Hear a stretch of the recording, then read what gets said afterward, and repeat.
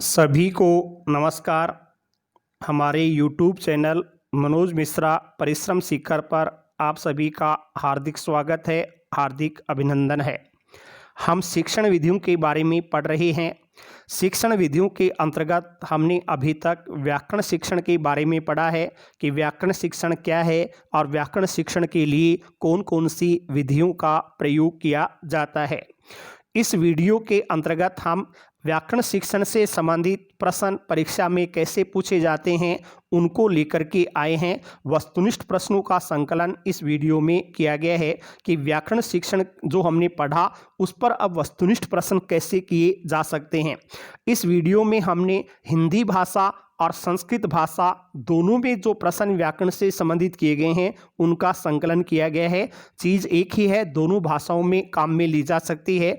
तो पिछली परीक्षाओं में सेकेंड ग्रेड परीक्षा, रीट परीक्षा, सीटेट परीक्षा, आरटेट परीक्षाएं जो हुई हैं उन सभी में व्याकरण शिक्षण से आए हुए संबंधित जो प्रश्न हैं उनका संकलन हमने इस वीडियो में किया है। देखते हैं कैसे प्रश्न पूछे जाते हैं और कैसे हमें उनका उत्तर देना है। पहला प्रश्न आ रहा है, आगमन विधि में छात्र अग्रसर होता है। सेकेंड ग्रेड 2010 हिंदी विषय में पूछा गया यह प्रश्न है। पहला विकल्प इसमें दिया जा रहा है विशिष्ट से सामान्य की ओर, दूसरा सामान्य से विशिष्ट की ओर, तीसरा सामान्य से सामान्य की ओर, चौथा विशिष्ट से विशिष्ट की ओर। अपना अपना उत्तर सब गैस करते रहें, अनुमान लगाते रहें। तो देखिए, आगमन को हमने पढ़ा था शिक्षण सूत्रों में कि आगमन हमेशा उदाहरण से शुरू होती है, नियम की ओर बढ़ती है। उदाहरण हमेशा विशेष यानी विशिष्ट दिए जाते हैं और नियम को हम सामान्य कह सकते हैं। तो इस आधार पर इनमें विकल्प एक सही उत्तर होगा, विशिष्ट से सामान्य की ओर। आगमन में छात्र किधर अग्रसर होगा? विशिष्ट से सामान्य की ओर। दूसरा प्रश्न है, निगमन प्रणाली को कहते हैं। निगमन प्रणाली को क्या कहा जाता है? सेकेंड ग्रेड हिंदी 2011 में पूछा गया प्रश्न। पहला ऑप्शन है सिद्धांत प्रणाली, दूसरा प्रयोग प्रणाली, तीसरा सहयोग प्रणाली और चौथा साहचर्य विधि प्रणाली। देखिए, हमने आगमन और निगमन को पढ़ा था। आगमन विधि के या आगमन प्रणाली के दो रूप हैं और निगमन प्रणाली के भी दो रूप हैं। आगमन के जो दो रूप हैं वो कौन कौन से हमने पढ़े थे? एक प्रयोग प्रणाली और एक सहयोग प्रणाली। ये आगमन के दोनों रूप हैं और इस सहयोग प्रणाली को ही साहचर्य या समवाय प्रणाली भी हम कह सकते हैं। तो ये तीन ऑप्शन तो आगमन से संबंधित हो गए। अब बचा एक ही है और वो कौन सा है? सिद्धांत प्रणाली। तो ये सिद्धांत प्रणाली ही यहाँ सही उत्तर निगमन के लिए मान लिया जाएगा।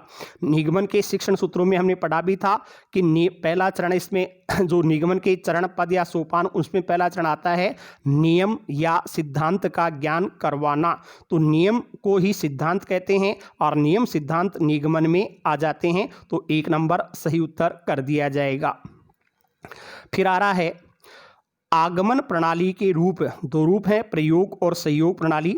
तो रूप प्रयोग प्रणाली के अंतर्गत व्याकरण पढ़ाते समय क्या किया जाता है? 2011 में पेपर आउट होने के कारण टोंक और 12 में अलग से परीक्षा ली गई थी, उसके ऊपर उस परीक्षा में ये प्रश्न पूछा गया था। तो इसमें क्या होना चाहिए?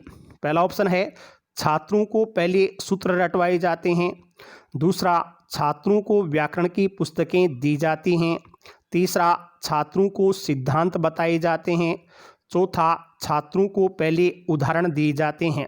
तो आगमन विधि का जो प्रयोग प्रणाली का रूप है उसमें क्या होता है? तो प्रयोग प्रणाली ही मुख्य आगमन है। उसमें छात्रों को पहले उदाहरण बताए जाते हैं, फिर उदाहरणों से नियम स्थापित करवाया जाता है। तो 4 नंबर विकल्प छात्रों को पहले उदाहरण दिए जाते हैं, यह सही उत्तर मान लिया जाएगा। फिर अगला प्रश्न आ रहा है निगमन विधि में छात्र।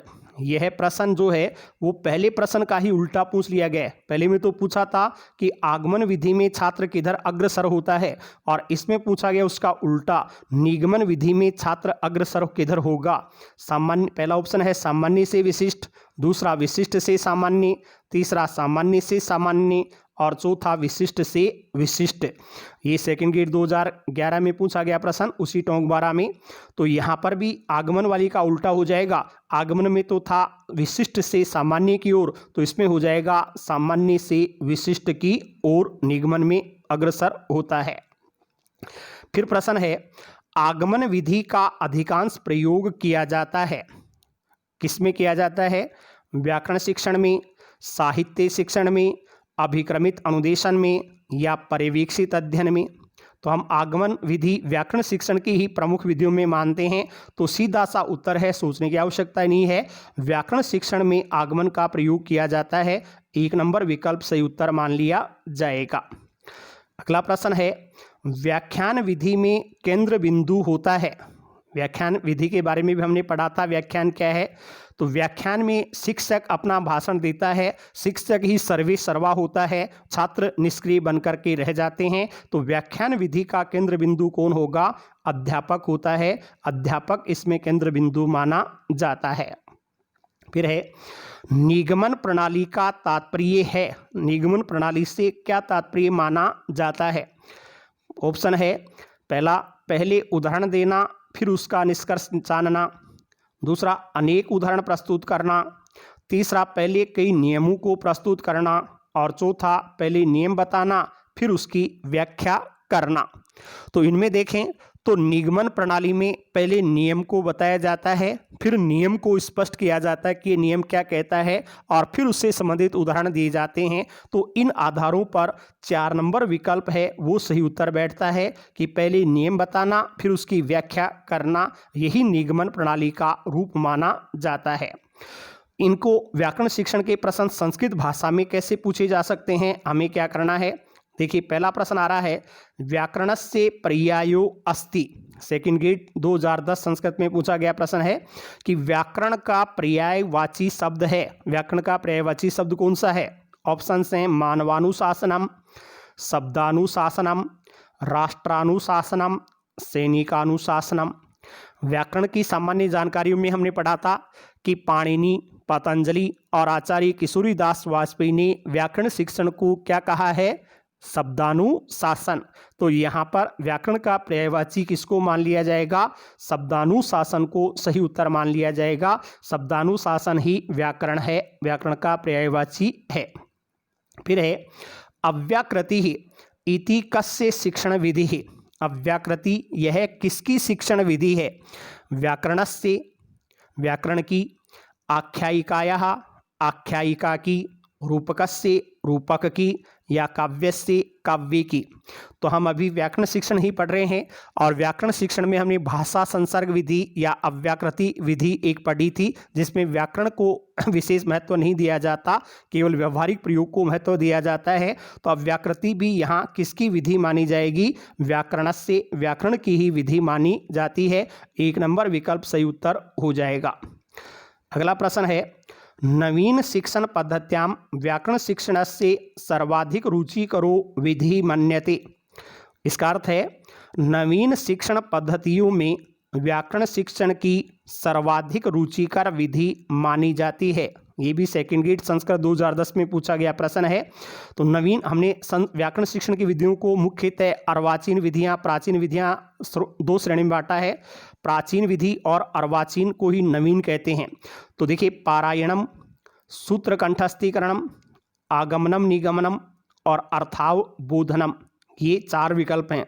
पारायण प्राचीन विधि है, सूत्र विधि या कंठस्थीकरण ये भी प्राचीन विधि है, अर्थावबोधन या वाद विवाद विधि ये भी प्राचीन विधि है।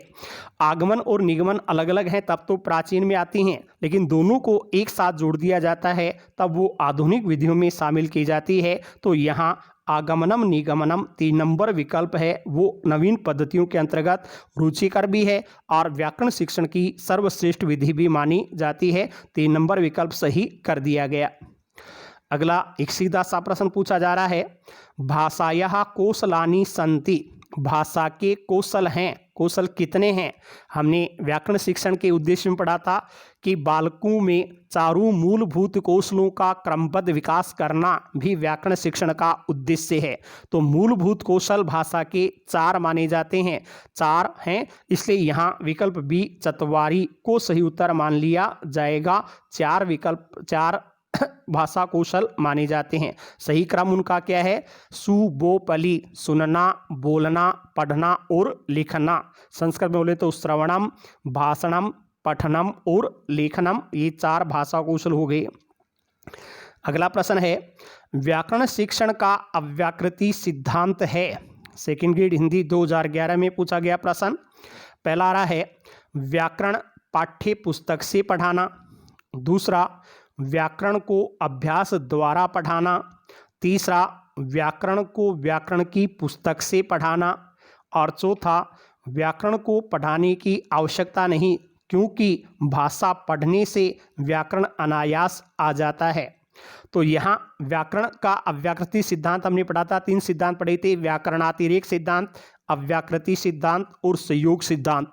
तो उसमें अव्याकृति में आ रहा था कि वहाँ व्याकरण शिक्षण की आवश्यकता नहीं है, भाषा हमेशा व्यवहार से ही सीखी जाती है। तो यहाँ 4 नंबर विकल्प सही उत्तर हो जाएगा, व्याकरण को पढ़ाने की आवश्यकता नहीं, क्योंकि व्याकरण है वो व्यवहार से सीखा जाता है। इसी अव्याकृति से मिलता जुलता प्रश्न अगला आ रहा है, भाषा संसर्ग विधि के संदर्भ में कौन सा कथन असत्य है। सेकंड ग्रेड हिंदी 2014 में पूछा गया प्रश्न है। देखिए, ऐसे प्रश्नों पर हमें थोड़ा परीक्षा में ध्यान रखना है, सत्य पूछा जा रहा है या असत्य। तो यहाँ असत्य कथन पूछा है कि भाषा संसर्ग के संबंध में असत्य कथन कौन सा है। जल्दीबाजी में हम गलत पढ़ जाते हैं और सत्य की जगह असत्य, असत्य की जगह सत्य उत्तर कराते हैं। इन पर थोड़ा सा गौर रखना चाहिए। पहला ऑप्शन इसमें दिया जा रहा है, व्याकरण का व्यावहारिक उपयोग सिखाना चाहिए। दूसरा, व्याकरण का एक विषय के रूप में अलग से शिक्षण करवाना चाहिए। तीसरा, व्याकरण शिक्षण के समय तार्किक क्रम के स्थान पर परिस्थिति का महत्व अधिक होता है। चौथा, औपचारिक व्याकरण शिक्षण में आगमन विधि को प्राथमिकता देनी चाहिए। तो देखिए, भाषा संसर्ग विधि और अव्याकृति विधि एक ही बात है। ये हमेशा व्यावहारिक भाषा पर बल देते हैं, व्याकरण शिक्षण को अनावश्यक मानते हैं कि भाषा सीखने के लिए व्याकरण की शिक्षा दी ही नहीं जानी चाहिए। ऐसा कहने वाला मत है अव्याकृति मत या अव्याकृत सिद्धांत, उसी को भाषा संसर्ग विधि के अंतर्गत हम शामिल करते हैं। तो इस आधार पर असत्य पूछा है, तो ये अलग से व्याकरण सिखाने पर जोर नहीं देता। तो यहाँ पर हम 2 नंबर विकल्प को सही उत्तर कर सकते हैं कि व्याकरण का एक विषय के रूप में अलग से शिक्षण करवाएं, ऐसा भाषा संसर्ग नहीं होता, ये व्यावहारिक भाषा शिक्षण पर बल देता है। तो व्यावहारिक उपयोग हो ये सही है, शिक्षण में परिस्थिति का प्रयोग हो ये भी सही है, और औपचारिक व्याकरण पढ़ाते हैं, पढ़ाना ही हो तो आगमन यानी उदाहरण देकर करके हम समझा सकते हैं। तो ये बातें तो सही हैं, लेकिन अलग विषय के रूप में व्याकरण को पढ़ाया जाए ये भाषा संसर्ग कभी स्वीकार नहीं करता है। अगला प्रश्न सीटेट 2011 में आया हुआ है, संस्कृत का प्रश्न है, व्याकरणस्य लक्षणम, कि व्याकरण का लक्षण क्या है। पहला ऑप्शन है भाषायाः प्रस्तुति ही, भाषा की प्रस्तुति करना। दूसरा, भाषा दर्शनम, भाषा का दर्शन है। तीसरा, भाषा सिद्धांत है, भाषा का सिद्धांत है। और चौथा, भाषा प्रवाह है, भाषा का प्रवाह है। तो इनमें हम व्याकरण को क्या कह सकते हैं, तो यहाँ जो सही उत्तर होगा वो है भाषा दर्शनम, कि व्याकरण को भाषा का दर्शन माना जा सकता है। भाषा का वास्तविक ज्ञान दर्शन हमें व्याकरण से ही संभव हो पाता है, इसलिए व्याकरण भाषा का दर्शन कहलाएगा। अगला प्रश्न आ रहा है, व्याकरण बोधनस्य उत्तमोपाय है, व्याकरण को बोधन यानी समझने का उत्तम उपाय क्या है। सीटेट 2012 में आया हुआ प्रश्न है ये। ऑप्शंस आ रहे हैं अपने पास, व्याकरण सूत्राणाम छात्र ही कंठस्थीकरणम, कि व्याकरण के सूत्रों को छात्रों के द्वारा कंठस्थ कर लेना। दूसरा है सविवेकम, व्याकरण अंश अभ्यासस्य उपयोग है, अपने विवेक से व्याकरण के अंश का अभ्यास करना। तीसरा है अलंकार बोधने केंद्रीकरणम, अलंकार समझने में केंद्रित होना। और चौथा, व्याकरण कार्याणाम एकीकृतो उपयोग है, व्याकरण कार्यों का एकीकृत उपयोग करना। इनमें से व्याकरण समझने का सबसे उत्तम उपाय क्या हो सकता है, श्रेष्ठ उपाय क्या हो सकता है, तो इसमें जो उत्तर माना जाएगा वो 2 नंबर होगा, अपने विवेक से व्याकरण के अंशों का अभ्यास करना, उनका उपयोग करना ही सबसे श्रेष्ठ उपाय है, इसलिए 2 नंबर को सही उत्तर मान लेंगे। फिर अगला प्रश्न जो आ रहा है वो आर्केड 2012 में आया था, शिक्षायाः प्रमुखम उद्देश्यम किम भवेत, शिक्षा का प्रमुख उद्देश्य क्या होना चाहिए, शिक्षा का प्रमुख उद्देश्य क्या होना चाहिए। पहला है धनोपार्जनम, धन का उपार्जन करना, धन कमाना। दूसरा है स्वार्थ साधनम, स्वार्थ को सिद्ध करना। तीसरा सर्वांगीण विकास है, सर्वांगीण विकास करना। चौथा सर्वत्र भ्रमणम, सब जगह घूमना। तो यहाँ पर शिक्षा का जो प्रमुख उद्देश्य होता है वो क्या है? बालक का सर्वांगीण विकास करना ही शिक्षा का प्रमुख उद्देश्य है। तो 3 नंबर विकल्प सही उत्तर होगा सर्वांगीण विकास। यहाँ आप भी साथ साथ में उत्तर का अनुमान लगाते रहेंगे, देखें कितने आपके अनुमान सही बैठते हैं। अगला प्रश्न आ रहा है, नियमान प्रस्तुये उदाहरणै बोधनम, नियमों को प्रस्तुत करके उदाहरण समझाना। इत्यत्र को अयम विधि, यह विधि कौन सी है? आरटीट 2012 में पूछा गया प्रश्न है ये। नियमों को प्रस्तुत करके उदाहरण समझाना कौन सी विधि में पढ़ा था अपन ने? निगमन विधि में। तो यहाँ सही उत्तर होगा निगमन विधि, जिसमें पहले नियम प्रस्तुत किए जाते हैं, नियम या सिद्धांत का ज्ञान करवाया जाता है और फिर उदाहरणों पर उसको लागू किया जाता है। तो निगमन विधि सही उत्तर हो गया है। फिर है, संस्कृत भाषा शिक्षण से अंतिमम कौशलम विद्यते, ये भी आरटीट 2012 में पूछा गया प्रश्न। संस्कृत भाषा शिक्षण का अंतिम कौशल कौन सा है? देखिए, संस्कृत भाषा हो चाहे हिंदी भाषा हो, भाषा शिक्षण के 4 कौशल माने जाते हैं। सु बो पली। पहला होता है सु यानी श्रवणम सुनना, दूसरा भाषणम बोलना, और तीसरा पठनम पढ़ना, और चौथा लेखनम लिखना। तो सबसे अंतिम इसमें पूछा गया है, तो लेखनम को सही उत्तर कर देंगे। लेखन अंतिम कौशल है। ये प्रश्न बार बार रीट परीक्षा में आ रहा है कि पहला कौशल कौन सा है, दूसरा कौन सा है, तीसरा कौन सा है, चौथा कौन सा है। तो क्रम से याद रखें, पहला श्रवणम, दूसरा भाषणम, तीसरा पठनम और चौथा लेखनम सही उत्तर माने। फिर है, व्याकरण शिक्षणार्थम किम सर्वाधिकम महत्वपूर्णम। सीटेट 2013 में ये प्रश्न किया गया कि व्याकरण शिक्षण के लिए सर्वाधिक महत्वपूर्ण क्या है? व्याकरण शिक्षण के लिए सबसे ज़्यादा महत्वपूर्ण क्या है? पहला है नियमानाम स्मरणम, नियमों को याद करना रटना। दूसरा विभिन्न संदर्भेषु पाठ्य बिंदुनाम अभ्यास है, विभिन्न संदर्भों में पाठ्य बिंदुओं का अभ्यास करना। तीसरा स्वच्छ सुंदर लेख है, स्वच्छ और सुंदर लिखना। चौथा जीवन कौशलानी, जीवन कौशल। तो इन चारों में सही उत्तर क्या माना जाए? व्याकरण शिक्षण का सर्वाधिक महत्वपूर्ण क्या है? वो है विभिन्न संदर्भों में पाठ्य बिंदुओं का अभ्यास करना ही व्याकरण शिक्षण का मुख्य उद्देश्य हो सकता है। इसलिए 2 नंबर विकल्प सही मानेंगे, विभिन्न संदर्भों में पाठ्य बिंदुओं का अभ्यास करना। अगला प्रश्न आ रहा है, सीटेट 2014 में किया गया प्रश्न है, व्याकरण शिक्षण संबद्ध युक्ति युक्तम परिदृश्यम किम। व्याकरण शिक्षण से संबंधित युक्ति युक्त परिदृश्य कौन सा है? यानी 4 कथन हैं, इन चारों में से व्याकरण शिक्षण से संबंधित सही कथन कौन सा माना जाए? ऑप्शन है पहला, व्याकरण नियमानाम अवगमनार्थम अन्वेषणार्थम च छात्राः प्रेरणीयः। व्याकरण के नियमों को अवगमनार्थ में समझने के लिए च और अन्वेषणार्थम खोजने के लिए छात्रों को प्रेरित करना चाहिए। व्याकरण के नियमों को समझने और खोजने के लिए छात्रों को प्रेरित करना चाहिए। दूसरा है, व्याकरणात्मक संरचना अभ्यास कृते अतिरिक्तानाम अभ्यासानाम आवश्यकता अस्ति। व्याकरण की संरचना के अभ्यास के लिए अतिरिक्त अभ्यास की आवश्यकता है। तीसरा है, व्याकरण नियमानाम प्रयोगार्थम संप्रेषणात्मकानि कौशलानि परिसीमितानि भवन्ति। कि व्याकरण नियमों के प्रयोग के लिए जो संप्रेषण कौशल हैं वो सीमित होते हैं।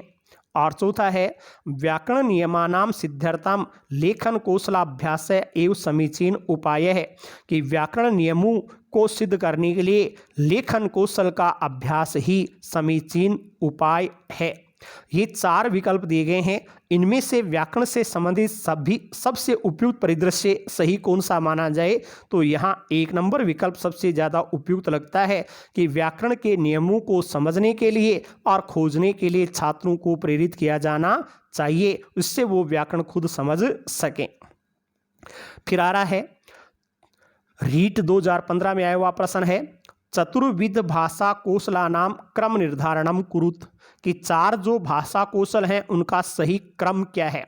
तो सही क्रम हमने पढ़ा था सु, बो, पैली, सुनना, बोलना, पढ़ना और लिखना। तो यहाँ 1 नंबर विकल्प में ये क्रम आ रहा है, श्रवणम सुनना, भाषणम बोलना, पठनम पढ़ना, लेखनम लिखना। तो 1 नंबर विकल्प सही उत्तर हो जाएगा।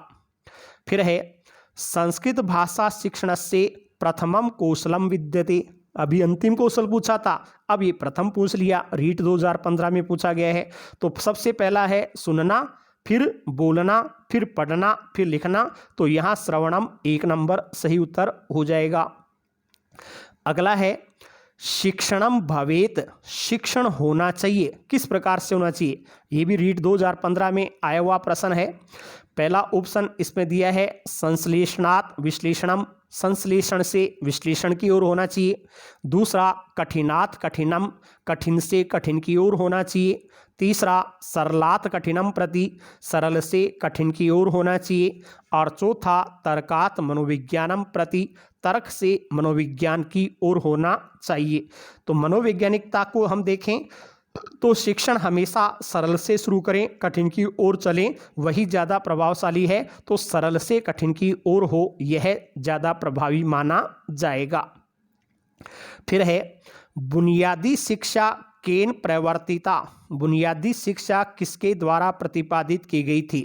ये भी हमने साहचर्य समवाय सहयोग प्रणाली के अंतर्गत 4 सिद्धांत पढ़े थे कि साहचर्य प्रणाली 4 सिद्धांतों पर आधारित है।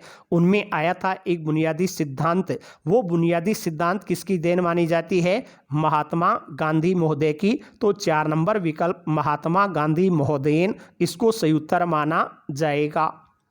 अगला प्रश्न आ रहा है शिक्षण शब्दे मूल धातु वर्तते।